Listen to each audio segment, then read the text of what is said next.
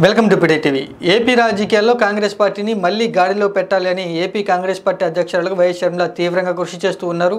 ఎన్నికల సమయంలో కాంగ్రెస్ పార్టీ తరఫున విస్తృతంగా ప్రచారం అయితే చేశారు. ఒక్క సీటు గెలవకపోయినా కూడా ఎన్నికల ఫలితాలు వచ్చిన తర్వాత కూటమి ప్రభుత్వాన్ని సందర్భం దొరికినప్పుడల్లా ప్రశ్నిస్తున్నారు. ప్రజా సమస్యలకు సంబంధించి వైఎస్ఆర్ విగ్రహాలు ధ్వంసం చేసినటువంటి ఘటన సంబంధించి కూడా వైఎస్ షర్మిల ఖండించడం జరిగింది. ఆ తర్వాత వినుకొండలో జరిగినటువంటి హత్య ఘటనకు సంబంధించి కూడా వైఎస్ షర్మిల కూటమి ప్రభుత్వాన్ని అయితే విమర్శించడం జరిగింది.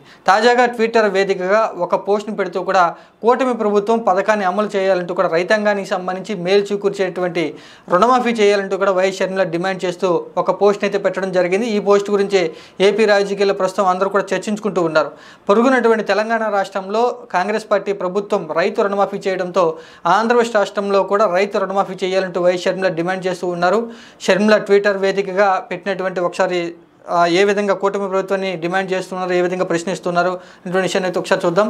తాజాగా తెలంగాణలో ఉన్నటువంటి కాంగ్రెస్ పార్టీ ప్రభుత్వం ముఖ్యమంత్రి రేవంత్ రెడ్డి ఎన్నికల సమయంలో ఇచ్చినటువంటి హామీని నిలబెట్టుకుంటూ రైతాంగానికి అయితే 1,00,000 వరకు రుణమాఫీని అయితే చేయడం జరిగింది తొలి విడతలో. అయితే మిగతా 2 విడతల్లో మొత్తంగా పూర్తి రుణమాఫీ చేస్తామంటూ కూడా హామీ ఇవ్వడం జరిగింది. దానికి సంబంధించే పొరుగునటువంటి తెలంగాణ రాష్ట్రానికి ఏపీ రాజకీయాలు కూడా ముడిపెడుతూ వైఎస్ షర్మిల ముఖ్యమంత్రి నారా చంద్రబాబు నాయుడు అయితే పెద్ద ఇరకాటంలో పెట్టేటువంటి ఒక డిమాండ్ చేశారని చెప్పుకోవచ్చు. షర్మిల చేసిన డిమాండ్ ఏంటో ఒకసారి చూద్దాం. ముందుగా క్లుప్తంగా 15 ఏళ్ల క్రితం ఒకే దఫాలో దేశవ్యాప్తంగా రుణమాఫీ చేసి అన్నదాత పట్ల ప్రేమ, వ్యవసాయం పట్ల నిబద్ధత చూపింది నాటి కాంగ్రెస్ ప్రభుత్వం. మళ్ళీ నిన్న తెలంగాణలో రేవంత్ రెడ్డి గారి సారథ్యంలో సోనియా, రాహుల్ గాంధీ ఆలోచన ఆదర్శాలకు అనుగుణంగా ఇంకెప్పుడు అని వెక్కిరించే నోళ్లు మూసుకునేలా కాంగ్రెస్ సర్కారు అందించిన రైతు రుణమాఫీ వరం చరిత్ర గర్వించేటువంటి రోజు అంటూ కూడా తెలంగాణలో జరిగినటువంటి రైతు రుణమాఫీ పథకాన్ని ప్రశంసించడం జరిగింది. అక్కడ ఉన్నటువంటి కాంగ్రెస్ పార్టీ ప్రభుత్వం ఎన్నికల సమయంలో రైతులకు ఇచ్చినటువంటి హామీని నిలబెట్టుకుందంటూ కూడా ఆమె గుర్తు చేయడం జరిగింది. ఇక ఏపీకి సంబంధించి కూడా తెలంగాణలో జరిగినటువంటి రైతు రుణమాఫీని ఏపీకి ముడిపడుతూ ముఖ్యమంత్రి నారా చంద్రబాబు నాయుడికి ఒక పథకానికి సంబంధించి కూడా క్వశ్చన్ అయితే చేయడం జరిగింది. మరి నేడు ఆంధ్రప్రదేశ్లోని కూటమి సర్కారును కూడా డిమాండ్ చేస్తున్నాం. రైతుల తలసరి అప్పుల్లో దేశవ్యాప్తంగా మొదటి స్థానంలో ఉన్న ఆంధ్రప్రదేశ్లో రైతు రుణమాఫీ ఎందుకు చేయరు? సుమారు 2,45,554 రూపాయల రుణం ప్రతి రాష్ట్ర రైతు నెత్తి మీద కత్తిలా వేలాడుతుంది. గడిచిన దశాబ్దంలో అటు కరువు, తుఫాన్లు, ఇటు పూర్తి కాని ప్రాజెక్టులు, సర్కారుల నిర్లక్ష్యం వెరసి రాష్ట్ర వ్యవసాయం సర్వనాశనం అయిపోయింది. మరి డబుల్ ఇంజన్ సర్కార్ నడుపుతున్న మీరు కేంద్ర సాయంతో ఎందుకు రుణమాఫీ చేయకూడదు అంటూ కూడా చంద్రబాబు నాయుడిని ప్రశ్నిస్తూ ఉన్నారు.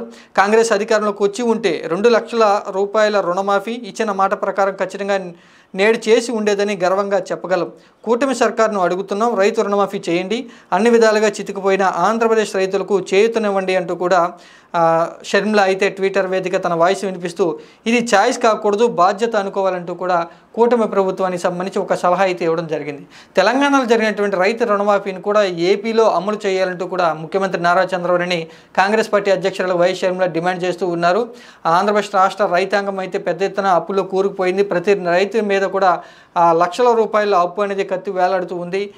గతంలో ఉన్నటువంటి ప్రభుత్వాలు రైతాంగానికి సంబంధించి ఎటువంటి ఏమీ చేయలేదు. కాబట్టి కూటమి ప్రభుత్వం కేంద్రంలో అధికారంలో ఉన్నటువంటి బీజేపీ పార్టీ ఎన్డీఏ కూటమి కూడా రాష్ట్రంలో ఉంది కాబట్టి, డబుల్ ఇంజన్ సర్కారు రాష్ట్రంలో నడుస్తూ ఉంది కాబట్టి కేంద్ర సాయంతో రైతు రుణమాఫీ చేయండి.